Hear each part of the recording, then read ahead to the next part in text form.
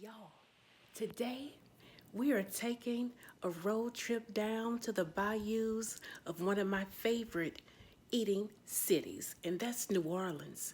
The culture is so rich and diverse with French, Spanish, African, Native American cuisine. I know y'all like to eat in New Orleans. You know, being on Bourbon Street at a certain time of night, it could smell a little bit, but that is my go-to place. So we're gonna make this delicious gumbo right here. Y'all, look at this right here. What I have for you today, some Cajun sausage and chicken gumbo. Come on, let's do it.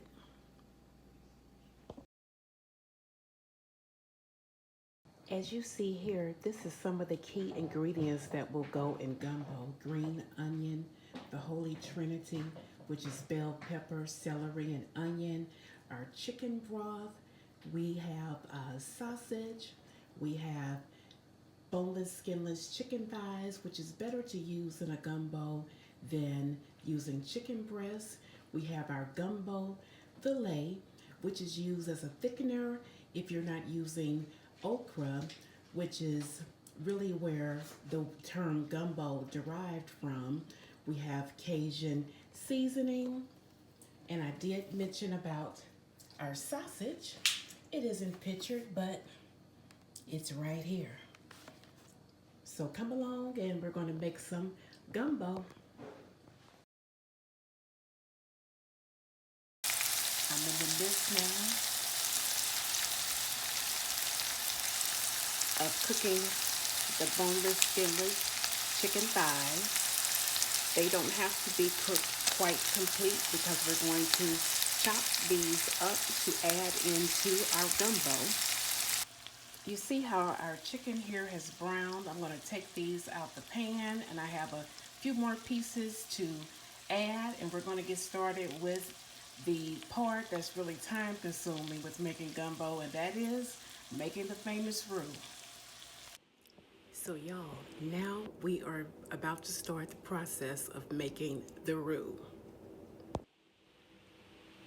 So the first step in making your roux is putting in the oil. Your oil and your flour is always going to be equal parts. So I just went in with a cup of vegetable oil. Now I'm going in with a cup of flour. And when you're making a roux, you will have to stay at the stove because you have to keep stirring. Right now, you see how we have this kind of pale consistency, but this flour and water, and I did say flour and water, that is an oops, but it's flour and oil. It's going to have to be stirred until it turns brown. Sometimes some people do it with a caramel color brown. I like for it to be just a little darker, but you will be stirring for at least 20 minutes or a little bit more off and on. And you definitely do not want to burn your roux because you can't use that in your gumbo. You will have to start all over again. And that's not what we're going for. So we're going to keep stirring until we start to notice the change in color. And you see here how the color has changed slightly, but we're still not where we need to be. So we're going to keep stirring till times get better, honey. Times get better. I may be stirring the rest of my life. We're still stirring, but you see the color has changed some more, but this is still not what we want. So we're going to keep going and going and going and going. Charles, and we are still stirring. We've progressed yet some more, but we still got a ways to go. So guess what we're gonna do? We're gonna keep stirring. My wrist and hand might fall off by the time this is over. So from now on, when somebody serves you some good gumbo, or you're in New Orleans and you have some good gumbo, this should make you appreciate what is behind the scenes with making gumbo when you're not going to a store buying a pack of gumbo mix called Zatarain's. You know, Zatarain's got two. They got a gumbo mix that you mix with water that's just a mix. Then they have the audacity to have a product that's called gumbo and it has the rice already in it. Now y'all know that rice is not supposed to be up in the mix with the gumbo. So there's a lot behind the scenes. And if you haven't made it and you attempt to make it, you have to have the time and the patience, because this is something that you just can't make and do it quickly. Because even once we get the Trinity incorporated and add our chicken broth, that gumbo needs to cook on the stove for about an hour before you can even eat it. Okay, so we've gone a little bit more. In all actuality, I normally like to go a little darker. So I will say, if you ever do this, you can take this just a little bit, like I said, almost to more of a chocolate color. But as you see here, it's 6:20 and I have a whole agenda tomorrow, and like I say, once some things get incorporated, this still has to cook about another hour. So I think I may stop right here with this color. So now I'm going to come in here with our celery, our bell pepper, our onion, and some garlic.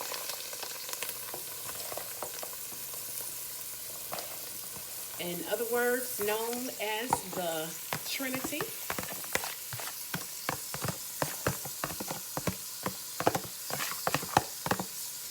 And we're going to let this start to sweat down a little bit.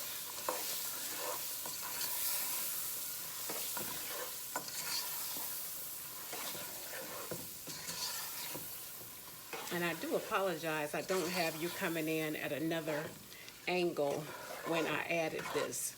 There's still a lot of tweaking that has to be done with me. You're going to come in with about 6 cups of chicken broth.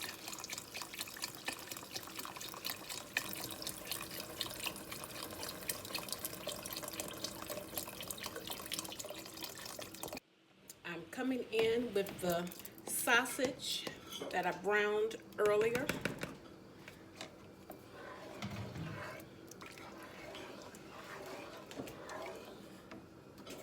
I'm also coming in with the chicken thighs that were browned earlier.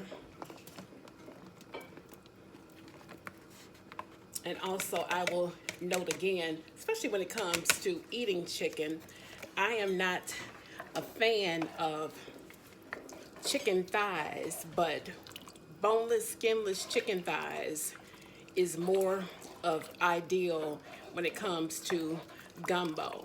If you want to do chicken breast, you might want to do half and half. But boneless chicken thighs is the consistency of what you want when you're making a pot of gumbo. So we have the chicken and we have the sausage added to our roux and to our Trinity. That being our vegetables, our celery and green bell pepper and the onion. I also added 3 cloves of chopped garlic. And our gumbo is still simmering. Just wanted you to see where it is now. I still have about 40 minutes or so for this to cook. Y'all, so this gumbo has been simmering. Time is almost up, but I'm going in with one thing more. I like a little green onion, not just for garnish, because you can garnish with some parsley with gumbo, but I am going in with some green onion, and we're just going to incorporate that as we go through the last minutes of this delicious, savory, comforting dish. As I said earlier, at the end, you're going to take out those bay leaves. You never want to forget to do that.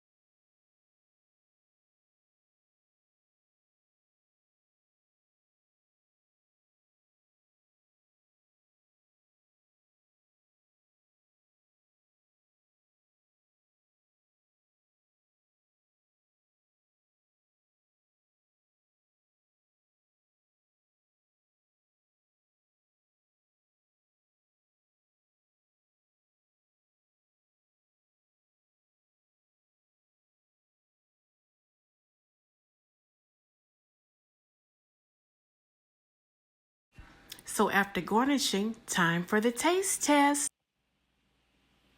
Now, after all the cooking we've done, I might be looking some kind of way right now, but we going in right now.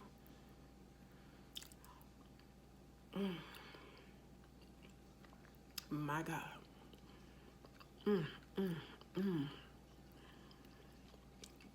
Gumbo is a cross between a hearty soup and a stew. It's so comforting. The flavors are complex because of the roux, the seasonings.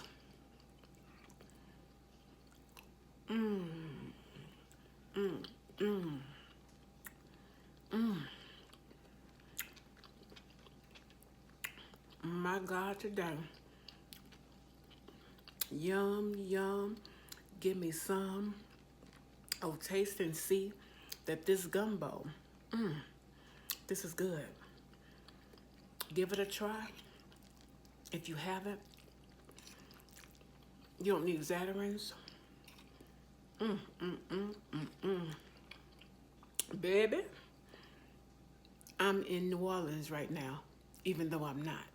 That's how good this is. So thanks for tuning in to this video.